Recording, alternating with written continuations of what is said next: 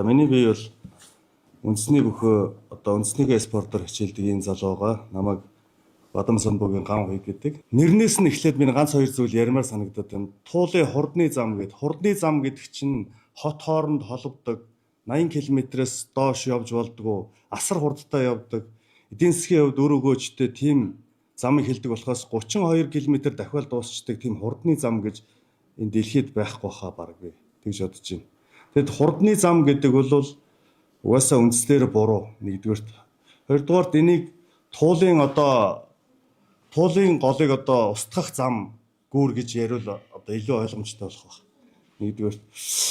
За хоёрдугаарт усны дарга Батбаяр гэдэг хүн тэр сонсгол дээр хэлсэн шүү дээ.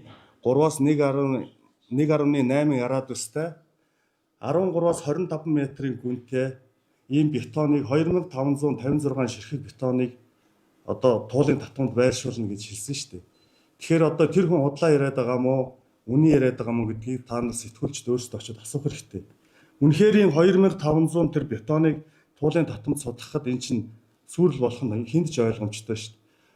Одоо энэ туулгол хэдэн мянган жилийн түүхтэй. Тэгээд энэ туулголын ус чинь бидний унтны усны их усүрийг тогтоодог гэдгийг гидрогеологийн судалгаагаар баталсан. Энэтэй хинч маргахгүй.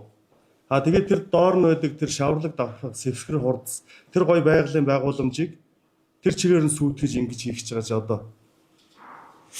За Монгол хүнээс лав гарахааргүй юм ухаан сэтгэл яваад байгаа. Зүүн түүчэлэх зүүнний мэдээс өнөн цаасан хэвлэл болон цахим хэлбэрээр уншигч танд хүрч байна. Иргэдээ өмөөч өвчин. Үндэсний өдөр тутмын сонин зүүнний мэдээ.